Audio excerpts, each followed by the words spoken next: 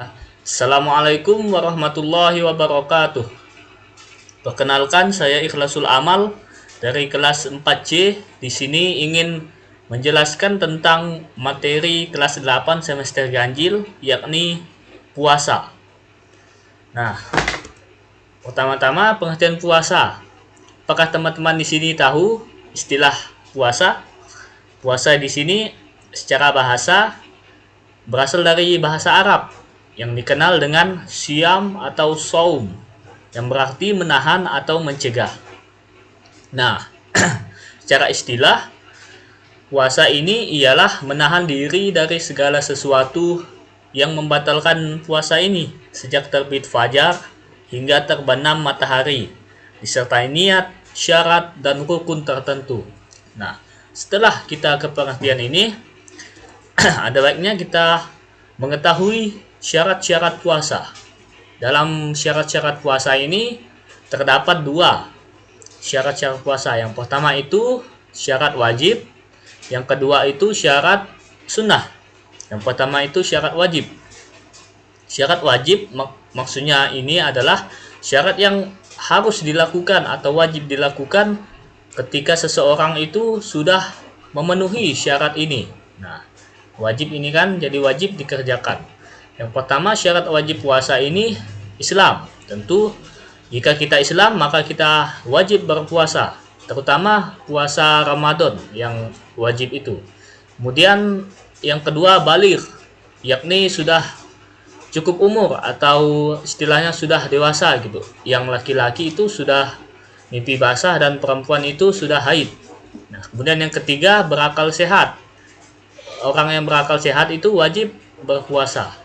Kemudian yang keempat, mampu atau kuat melakukannya.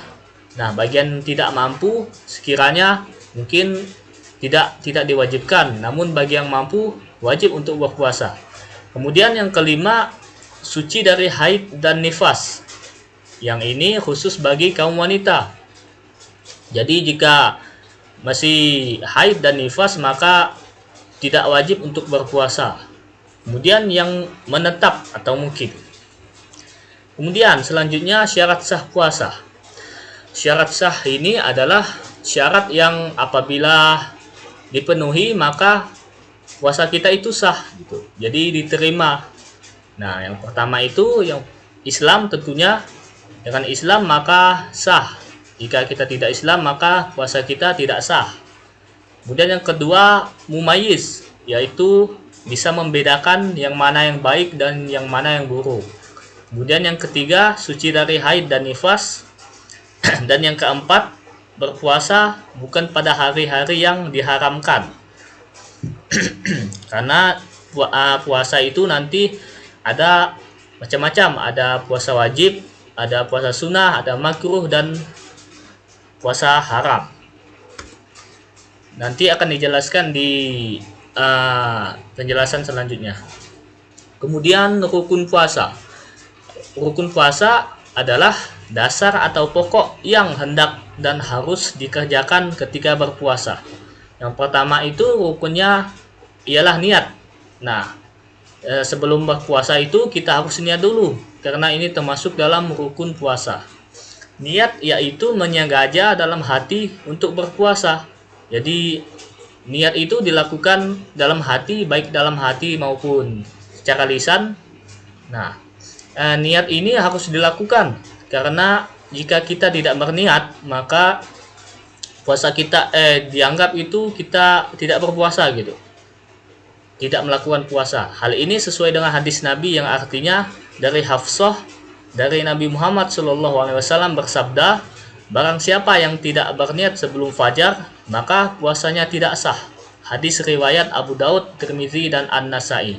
Nah, niat ini dilakukan ketika menjelang sebelum terbit fajar.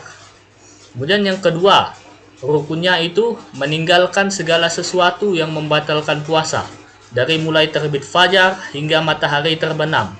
Hal ini seperti makan, minum, dan lain-lain yang sekiranya membatalkan puasa. Kemudian setelah kita mengetahui rukun tadi, kemudian kita perlu mengetahui sunnah puasa. Sunnah ialah suatu hal yang apabila dikerjakan itu mendapat pahala, dan tidak dikerjakan itu tidak apa-apa. Nah, yang pertama sunnah puasa itu makan sahur. Makan sahur ini bertujuan untuk menguatkan kita ketika berpuasa. Nah, dengan sahur kan kita ada persiapan. Seperti yang hadis Nabi Shallallahu Alaihi Wasallam yang artinya dari Anas bin Malik radhiyallahu anhu berkata, telah bersabda Rasulullah Shallallahu Alaihi Wasallam, makan sahurlah kamu, sesungguhnya makanan sahur itu terdapat keberkahan. Hadis riwayat Al-Bukhari dan Muslim. Nah, di dalam sahur itu terdapat keberkahan yang nantinya akan menguatkan kita dalam berpuasa. Itulah berkah dari sahur itu. Kemudian yang kedua, mengakhirkan makan sahur di akhir waktu sebelum fajar terbit. Jadi kalau sahur itu disunahkan terakhir gitu, sebelum pokoknya di ujung gitu sunnahnya. Kemudian yang ketiga, menyegerakan berbuka setelah waktu maghrib tiba. Nah, kebalikan dari sahur, jika berbuka itu harus cepat-cepat gitu. Begitu azan langsung berbuka.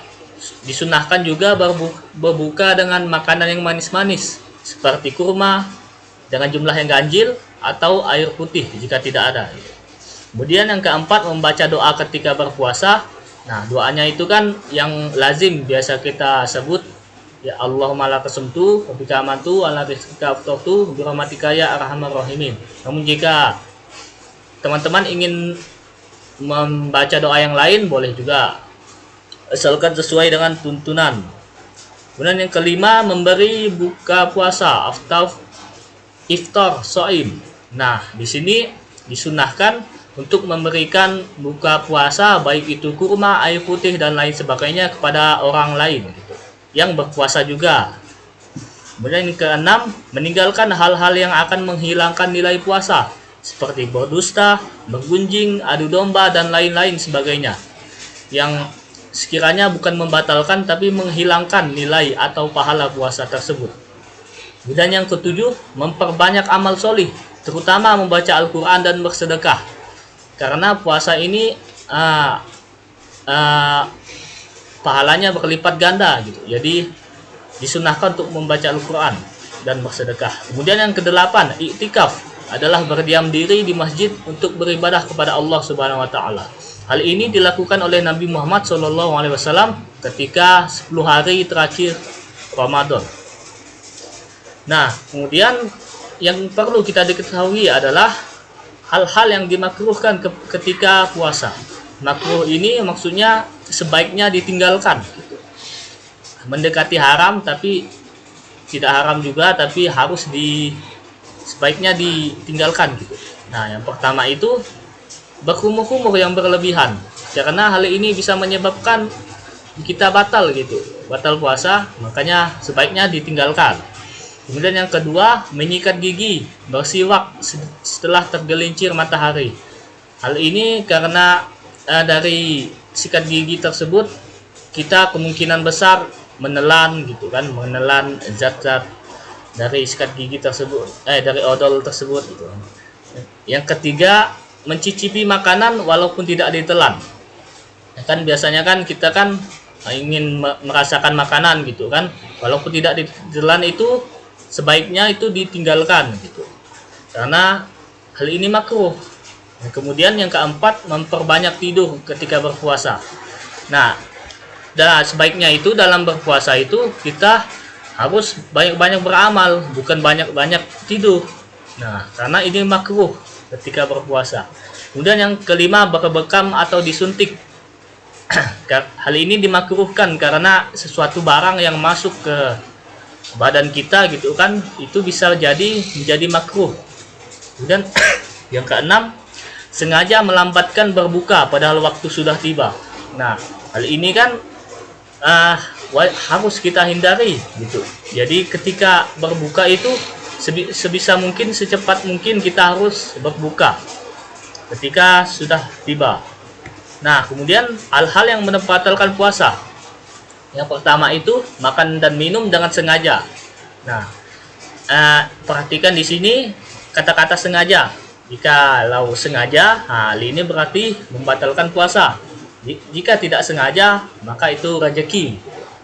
Kemudian yang kedua, murtad, yakni keluar dari agama Islam. Ini tentu karena sesuai dengan syarat sah puasa, ialah yang pertama itu pastinya Islam. Jadi jika keluar dari Islam, maka membatalkan puasa dan tidak sah juga puasanya. Kemudian yang ketiga, muntah dengan sengaja.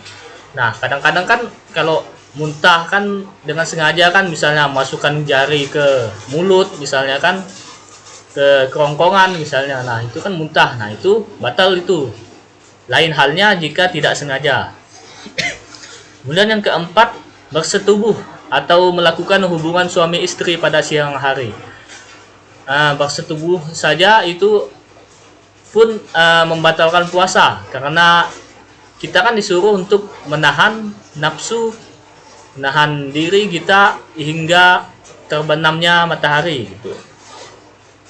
Kemudian yang kelima, keluar darah haid atau nifas. Hal ini tentu saja karena bagi kaum perempuan, haid atau nifas itu tidak dibolehkan untuk berpuasa gitu, karena membatalkan puasa tersebut. Kemudian yang keenam, keluar air mani yang disengaja gitu. Nah, kan ada jika istilahnya masturbasi gitu kan. Nah, itu tuh membatalkan puasa dan wajib untuk mengkodoknya. Jika lain halnya, jika mimpi basah gitu kan, nah itu kan tidak disengaja, maka itu boleh-boleh saja. Kemudian yang ketujuh, merubah niat puasa. Kalau yang terakhir, hilang akal karena mabuk, pingsan atau gila.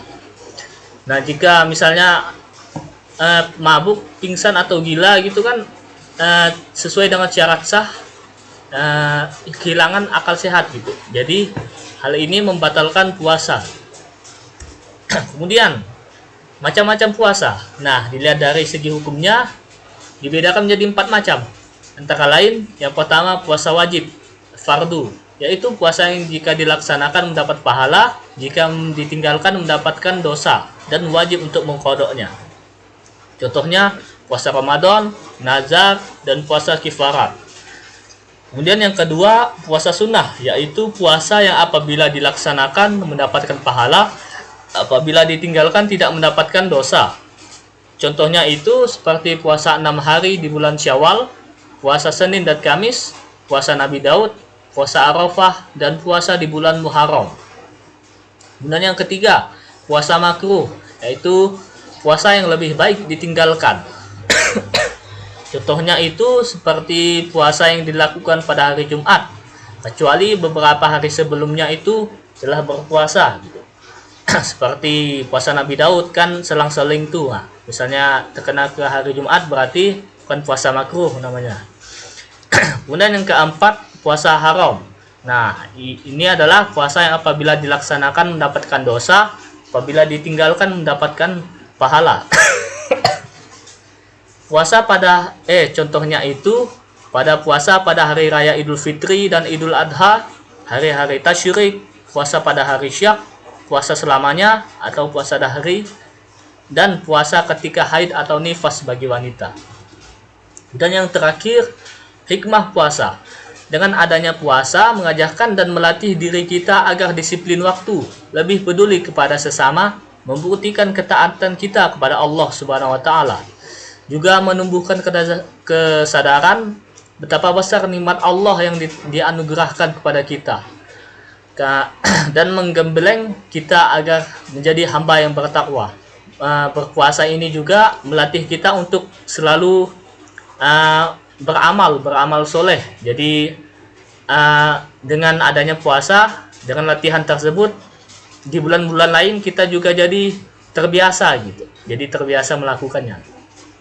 Baik, mungkin cukup sekian pembahasan singkat saya tentang puasa. Mohon maaf jika terdapat kesalahan, karena saya juga masih belajar. Saya akhiri. Wassalamualaikum warahmatullahi wabarakatuh.